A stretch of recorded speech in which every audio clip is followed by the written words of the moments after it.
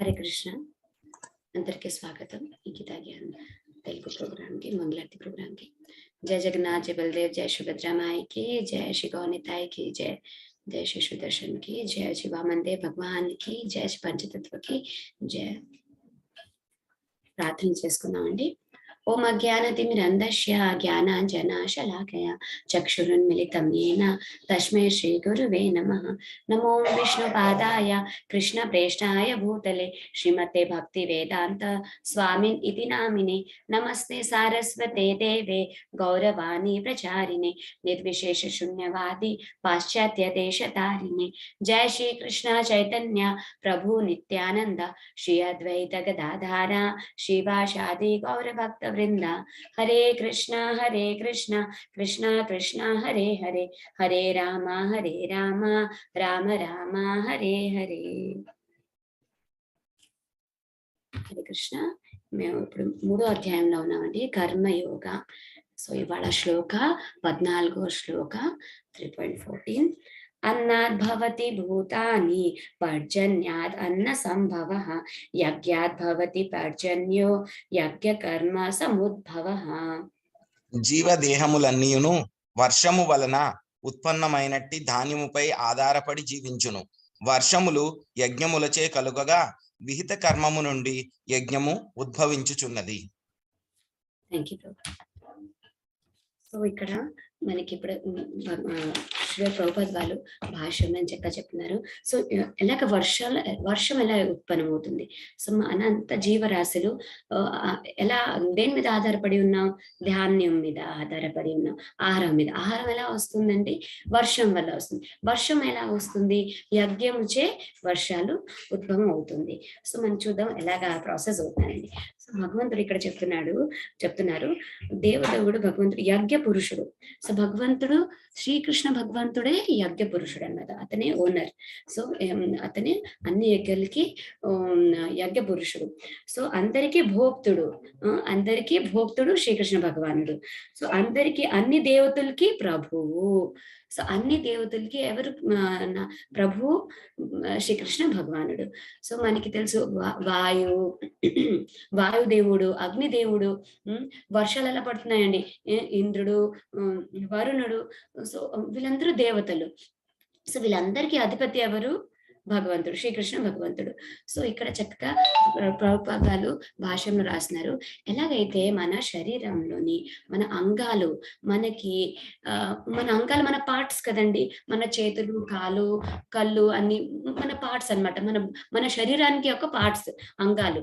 So అవన్నీ శరీరానికి సేవ చేస్తున్నాయి. దానివల్ల అన్ని జరుగుతున్నాయి. సో అలాగే అందరు దేవతలు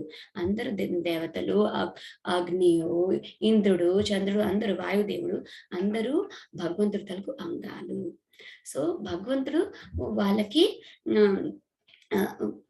అన్నమాట సెక్రటరీస్ అన్నమాట. ఎలాగా ఒక ప్రైమ్ మినిస్టర్ ఉంటారు, అతనికి మినిస్టర్స్ ఉంటారు. అలాగే భగవంతుడు వాళ్ళకి ఒక్కొక్క పని ఇచ్చారనమాట. అలాగా సో వీళ్ళందరూ అంగాలు అన్నమాట. సో అయితే అయితే వర్షాలు ఎలాగ వస్తాయి.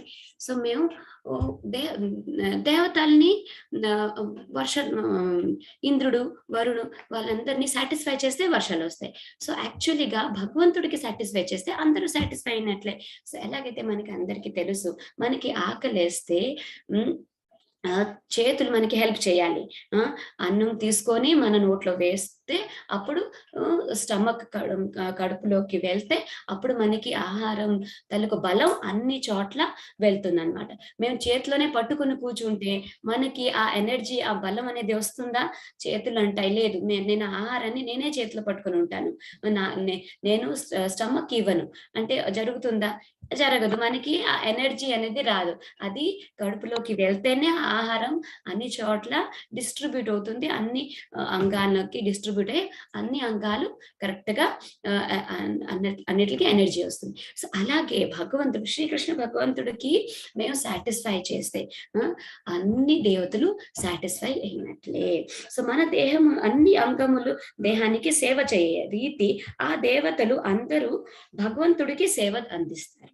సో, మన అంగాలు ఎలాగా మన దేహానికి సేవ చేయ రీతి అలాగే భగవంతుడు అలాగే దేవతలు అందరూ భగవంతుడికి సేవలు అందిస్తారు. సో, ఇంద్రుడు, చంద్రుడు, వరుడు అందరూ భగవంతుడి నుంచి అపాయింట్ అయిన వారనమాట. మేనేజ్ చేసిన భౌతిక జగత్తులు కార్యాలని మేనేజ్ చేస్తున్నారు. సో, వేదాల్లో ఆ దేవతలకి ఆహ్, ఆ దేవతలకి ఎలాగ మేము సాటిస్ఫై చేస్తాం. సో, యజ్ఞము చేస్తే సాటిస్ఫై చేస్తాం. సో, మనకి యజ్ఞము మనకి వాయు, జలము, ఆహారము కై దేవతలు సాటిస్ఫై చేయాలి. సో, ఇవన్నీ కావాలంటే దేవతల్ని సాటిస్ఫై చేయాలి. సో, బట్ ఇక్కడ మనకేంటి అర్థమవుతున్నది భగవంతుడికి సాటిస్ఫై చేస్తే దేవతలు కూడా సాటిస్ఫై అవుతారు. ఎందుకంటే అందరికి ఓనర్ ఎవరు? అందరికి మెయిన్ పర్సన్ ఎవరు? భగవంతుడు. సో, అతని వల్లే అందరికీ ఎనర్జీ దొరుకుతున్నది. సో, అతను సాటిస్ఫై అవుతే భగవంతుడు సాటిస్ఫై అవుతే అందరూ సాటిస్ఫై అయినట్లే.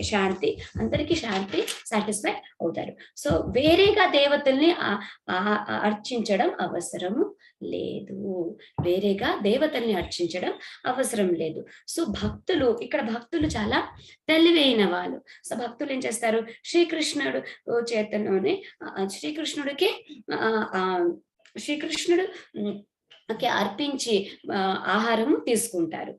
సో, భగవంతుడికి అర్పించి వెమ్మట గ్రహిస్తారు. ఎవరు? భక్తులు. సో, దానివల్ల ఏంటవుతుంది? వాళ్ళు డైరెక్ట్లీ అందరికీ సాటిస్ఫై చేసినట్లే అవుతుంది. సో, ఇక్కడ చాలా చక్కగా భాష్యంలో ఒక ఉదాహరణ ఉన్నదండి.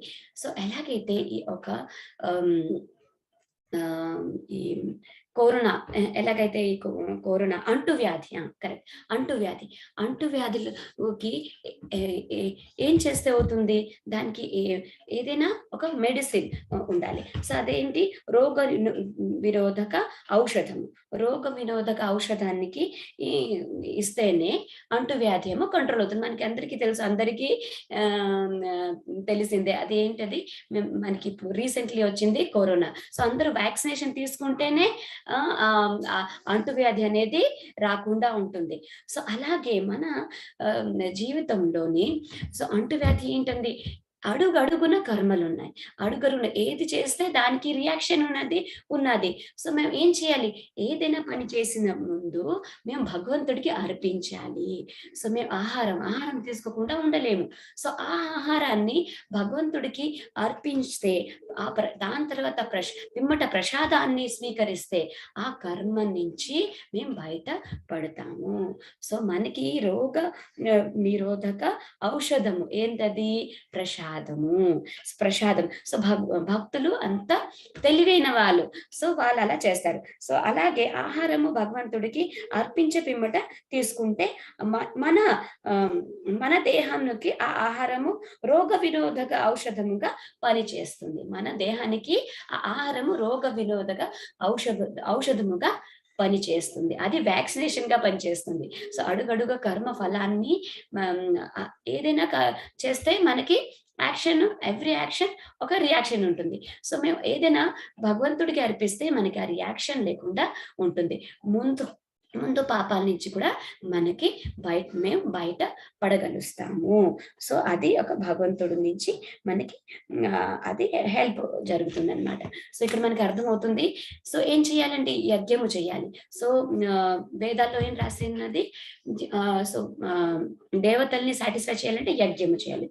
సో, భక్తులు చాలా తెలివైన వాళ్ళు. వాళ్ళేం చేస్తారు? సో, దేవతలకి సాటిస్ఫై చేయక్కర్లేదు. ఎందుకంటే డైరెక్ట్‌లీ భగవంతుడికి సాటిస్ఫై చేస్తే దేవతలు కూడా సాటిస్ఫై అవుతారు. అప్పుడు మనకి అంటువ్యాధి అనేది ఆ కర్మల నుంచి మేము బయటపడాలంటే రోగ వినోదక ఔషధము మనకి ప్రసాదము అనేది తీసుకుంటే మన దేహానికి అది ప్రొటెక్ట్ చేస్తుంది, ఇమ్యూనైజేషన్ చేస్తుంది, ఇమ్యూనిటీ ఇస్తుంది. సో దానివల్ల మనకి ఏ రోగము లేకుండా ఉంటుంది. సో ఈ విధముగా ఒక భక్తుడు తన కర్మలు నుంచి బయట పడగలుస్తారు. సో ఈ భౌతిక ప్రపంచం అన్ని రోగాలతో ఉన్నది, మనకి అందరికీ తెలుసు. సో ఎవరైతే ప్రసాదము స్వీకరిస్తారో మాత్రమే ఆ ప్రభావం నుండి రక్షించబడతారు. సో ఇక్కడ మనకి ఆన్సర్ భగవంతుడు ఇచ్చేస్తున్నారు.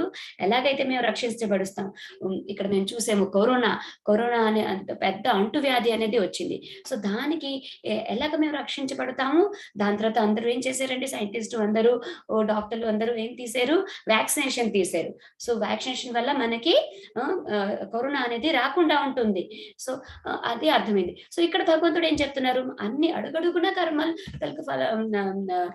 యాక్షన్ ఉన్నది, సో రియాక్షన్ ఉంటుంది. సో దాని నుంచి మేము బయట ఎలా పడతాము? ఎవ్రీ డే అది నడుస్తుంది, అది అంటువ్యాధిలాగా ఉన్నది. ఎందుకంటే మేము ఇక్కడ బంధించబడి ఉన్నాము ఈ భౌతిక ప్రపంచంలో. ఇక్కడి నుంచి బయటపడాలంటే అన్ని కర్మల్ని మన భగవంతుడికి అర్పించాలి. స్పెషల్లీ మేము ఆహారం లేకుండా ఉండలేము. అందుకే మేము ముందు భగవంతుడికి అర్పించి ఆ పిమ్మట తీసుకుంటే అప్పుడు అది మనకి ప్రొటెక్ట్ చేస్తుంది, అన్ని కర్మాల నుంచి ప్రొటెక్ట్ చేస్తుంది. సో ఇది మనకి అర్థమైందండి. సో అందరూ మేము ఇప్పుడు చాలా అలర్ట్గా ఉండి ఈ వ్యాక్సినేషన్, ఏం వ్యాక్సినేషన్? ప్రసాదం, మన వ్యాక్సినేషన్ అన్నమాట. మన శరీరానికి ప్రసాదం అనేది వ్యాక్సినేషన్ తీసుకొని అందరూ హాయిగా ఉండొచ్చు, ఏ కర్మ ఫలం లేకుండా ఉండొచ్చు. Hare Krishna. Thank you very much. Hare Krishna అండి. ఇక్కడికి మేము సెలవు తీసుకుందాం. హరే కృష్ణ. హరే కృష్ణ మాతాజీ. హరే కృష్ణ. హరే కృష్ణ మాతాజీ. హరే కృష్ణ ప్రభుజీ. హరే కృష్ణ. హరే కృష్ణ మాతాజీ. హరే కృష్ణ. హరే కృష్ణ మాతాజీ. హరే కృష్ణ.